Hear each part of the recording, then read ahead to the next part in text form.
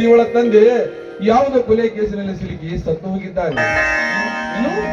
ಇವಳ ತಂದೆ ಚಂದ್ರುವಿನ ಕೊಲೆ ಆಗಿದೆ. ಕೊಲೆ ಅಷ್ಟೇ ಅಲ್ಲಣ್ಣ, ಇವಳ ಆಸ್ತಿ ಕೂಡ ರುದ್ರೇಗೌಡರ ಪಾಲಾಗಿದೆ. ಅಸಹಾಯಕ ಸ್ಥಿತಿಯಲ್ಲಿ ನರಳು ಬರುತ್ತಿರುವ ಈ ಹೆಣ್ಣಿಗೆ ನಾನೇ ಆಶ್ರಯ ಕೊಟ್ಟು ಇವಳ ಬಾಳಿಗೆ ಜೋತೆಯಾಗಬೇಕೆಂದು ಕರೆದುಕೊಂಡು ಬಂದಿದ್ದೇನೆ. ಇದಕ್ಕೆ ತಮ್ಮಿಬ್ಬರ ಅನುಮತಿ ಇದ್ದರೆ ನಮಗೆ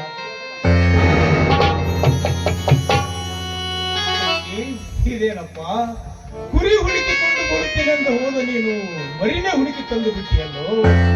ಈ ನಿನ್ನ ಅಣ್ಣನ ಬೆಲ್ಲ ಹಿಂದೆ ಎಂತ ಪವಿತ್ರ ಹೃದಯ ಸೋದರನಾಗಿ ಜನಿಸಿ ಬಂದೆವು. ನಿನ್ನನ್ನ ಹೇಗೆ ಹೊರಡಿಸಲಿ ನಾನು?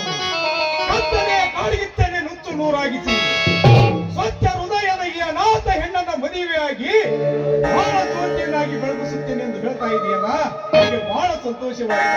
ಬಹಳ ಸಂತೋಷವಾಗಿದೆ.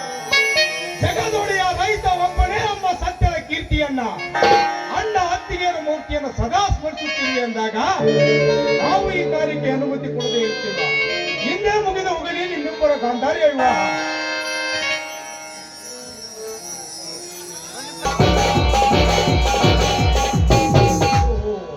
ಏನೋ ಕಾರ್ಯಕ್ರಮ ನಡೆಯುವಂತಿದ್ದು ಕಾಣ್ತಿದೆಯಲ್ಲ ಶಿವಶಕ್ತರ ಬಳಗದಲ್ಲಿ. ಏನಿಲ್ಲ, ಬನ್ನಿ ಗೌಡ್ರಿ, ಕುಳಿತುಕೊಳ್ಳಿರಿ. ಕುತ್ಕೊಂಡು ಮಾತಾಡೋದ ಗೌಡ್ರ ಕೆಲಸ ಅಲ್ಲಪ್ಪ. ಏನಿದ್ರು ನಮ್ ಕೆಲ್ಸ. ಆಮೇಲೆ ನಿಂದು ಹೊಲದ ಕಂದಾಯ ಕಟ್ಬೇಕಾಗೈತಿ. ಕಸಾಂಶನಾಗ ಒಂದು 15,000 ರೂಪಾಯಿ ಆಗೈತಪ್ಪ. ಅದ ಪಟ ಪಟ ಕಟ್ಟು ನೀನು ಚಟ ಚಟ ನಂದು ಚೀಟಿ ತಲಾಟಿಯವರೇ, ನೀವು ಪ್ರತಿ ವರ್ಷ ನಾನು ಹಪ್ತೆ ಚೌಕಟ ಮಾಡುತ್ತಲೇ ಬಂದಿದ್ದೇನೆ, ನೀವು ಸುಳ್ಳು ಹೇಳ್ತಾ ಇದ್ದೀರಾ. ಹೇಳಿ ತಲೆ ಕಟ್ಟು ದವಾಖಾನೆ ತೋರ್ಸಂದ ಬಂದವಪ್ಪ. ನಾ ಯಾಕೆ ಸುಳ್ಳು ಹೇಳಿ? ದೇವ್ರ ಆಣೆ ಮಾಡಿ ಹೇಳ್ತಾರೆ. 3 ವರ್ಷದಿಂದ ನಿಮ್ಮ ಅಪ್ಪನ ಹೆಸರಿನ ಹಂಗಾಯ್ತದ. ನೀವು ಕಟ್ಟಿಲ್ಲ, ನೆನಪಿಲ್ಲ ಮಗ. ನೀವು 108 ಹೆಸರು, ನಿಮ್ಮ ತಮ್ಮನ ಹೆಸರು ಎಲ್ಲ ಜೇಂಟ್ ಆಗಿ ಬರೋಬ್ಬರಿ 15,000 ಆಗೈತೆಪ್ಪ. ಕಟ್ಟಿ ಬಿಡು. ಬೇಕಾದ್ರೆ ಏನೋ ಸುಳ್ಳು ಹೇಳಿದ್ರೆ ನಮ್ ಗೌಡ್ರು ಕೇಳಿ. ಹೌದು ಶಿವ, ಕಟಪಾಕಿ ಇದ್ದದಂತೂ ನಿಜ. ನಮ್ಮ ನಾವು ವಸೂಲಿ ಮಾಡೋ ಅಂತ ಮೇಲಿನ ಅಧಿಕಾರಿಗಳು ನಮ್ಮನ್ನ ಕಳಿಸಿಕೊಟ್ಟಿದ್ದಾರೆ. ಹೇಗೆ ಅದನ್ನ ಕಟ್ಟಿ ಬಿಡು. ಪ್ರತಿ ವರ್ಷ ನಾವು ಹಣ ಕಟ್ಟಿದ್ದೇವೆ ಎಂದ ಮೇಲೆ ಇನ್ನು ಮುಂದೆ ನಾವು ಹಣ ಕಟ್ಟುವುದಿಲ್ಲ. ಕಟ್ಟದಿದ್ದರೆ ನಿಮ್ಮನ್ನ ಹಣ ಕೊಡುವವರಿಗೆ ಕಟ್ಟಿ ಹಾಕಬೇಕಾಗುತ್ತೆ. ನಮ್ಮನ್ನು ಕಟ್ಟಿ ಹಾಕುವುದರಿಂದ ದುಡ್ಡಾಗಿ ಮಾತನಾಡಲಿಕ್ಕೆ ನೀನೇನು ತಲಾಟಿ ಕೈಲಿರುವ ತಹಸೀಲ್ದಾರನಲ್ಲೇ? ಸುತ್ತ 20 ಹಳ್ಳಿಗೆ ದೊಡ್ಡ ರೈತನಿಸಿಕೊಂಡಿರುವ ಈ ನನಗೆ ಬುದ್ಧಿ ಕೊಲ್ಲಬೇಕಾಗುತ್ತದೆ ಮಗನೇ. ನಮಗೆ ಬುದ್ಧಿ ಹೇಳಿ ನಮ್ಮ ಮೇಲೆ ಅಧಿಕಾರ ಚಲಾಯಿಸಲಿಕ್ಕೆ ನೀನೇನು ಈ ತಾಲೂಕಾ ತಹಸೀಲ್ದಾರನಲ್ಲ? ದಾಟು ನನ್ನ ಮನೆಯಿಂದ ಬಂದು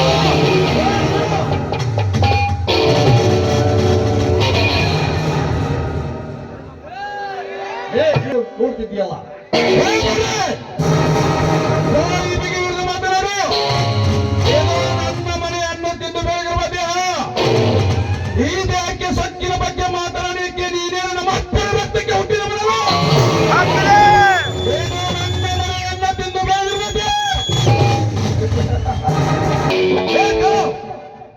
ಅಪ್ಪಣೆ ಕೊಟ್ಟು ಬಿಡಿದರೆ ಮತ್ತೋನಿ ಅಂತಿರುವ ಇವರೆಲ್ಲರನ್ನು ತುಂಡರಿಸಿ ಈ ಮನೆಗೆ ಬೆಂಕಿ ಇಟ್ಟು ಬಿಡುತ್ತೀನಿ. ಮೊದಲು ಕುರಿಯುವುದು ಈ ಶಕ್ತಿಯ ಎದೆಗುಂಡಿಗೆಗೆ. ಹಾಗೆ ಮಾಡಬೇಡ ದಣಿ, ಹಾಗೆ ಮಾಡಬೇಡಿ. ಕಾಲಿಗೆ ಬಿದ್ದು ಬೇಡಿಕೊಳ್ಳುತ್ತೇನೆ. ನಾವು ಕೊಡಬೇಕಾಗಿದ್ದ ಹಣವನ್ನ ಈಗಲೇ ಕೊಟ್ಟು ಬಿಡುತ್ತೇನೆ.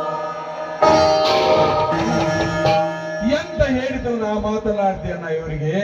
ಅಣ್ಣ, ಇವರು ನನ್ನೆನೆಗೆ ಗುರಿ ಇಡುವ ಮುನ್ನ ನಿನ್ನ ಅಧ್ಯಾನ ಸಾಕಣ.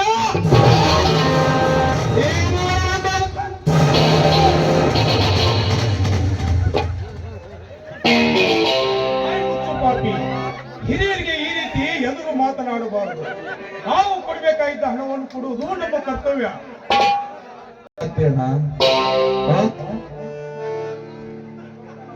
ಸ್ಥಾನದ ಬಗ್ಗೆ ನಿನಗಿನ ಗೊತ್ತೇನ? ಸಮಯ ಬಂದಾಗ ನಾನು ಅದನ್ನು ಹೇಳುತ್ತೇನಂತೆ. ಈಗ ಮಾತ್ರ ನೀನು ಇವರಿಗೆ 1 ರೂಪಾಯಿ ಹಣ ಕೂಡ ಕೊಡಬೇಡ. ಶಕ್ತಿ, ನಿನ್ನ ಮನೆಯನ್ನು ಹರಾಜು ಮಾಡಬೇಕಾಗುತ್ತೆ ಮಗನೇ. ನಡಗ ತಮ್ಮ ಶಿವಣ್ಣ ಸ್ವಲ್ಪ ರೊಕ್ಕ ಸಂಬಂಧ ಯಾಕೆ ಇಷ್ಟ ಅಣ್ಣ ತಮ್ಮ ಹೊಡೆದಾಡಿ ರದ್ದಂತ ಮಾಡ್ತಿರು ಮರ್ಯ ಮೇಲಾಗಿ ನೀ ತಿಳಿದ ಓದಿದ್ವಿ ಏನೋ ಸ್ವಲ್ಪ ಸವಾಲು ಮಾಡಿ ಹೋಗ್ತೇವೆ ನಾವು ತಲಾಟೆ ನೀನು ಬಂದಿರುವ ಕೆಲಸ ಅಷ್ಟು ಎಷ್ಟೇ ಮಾಡಿಕೊಂಡು ಹೋಗ್ಬೇಕು ಅದನ್ನ ಬಿಟ್ರೆ ಮಗನ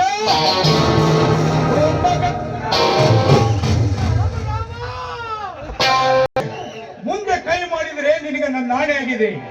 ತಲಾಟಿಯವರೇ, ತೆಗೆದುಕೊಂಡು ಬಿಡಿ ನಿಮ್ಮ ಹಣವನ್ನ.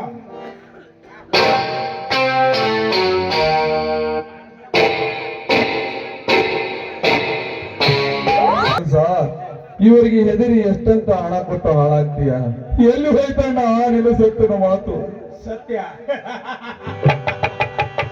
ಸತ್ಯದ ಮಾತು ಸತ್ತು ಹೋಡಿನ ಸೋದರ ಈ ಕಲಿಯುಗದಲ್ಲಿ. ಈಗ ಈ ರೈತನು ಉಡಬೇಕಾಗಿದ್ದು ಕರ್ಮದ ಗಂಟು ಒಂದೇ ಅಂಟಿಕೊಂಡಿದೆ.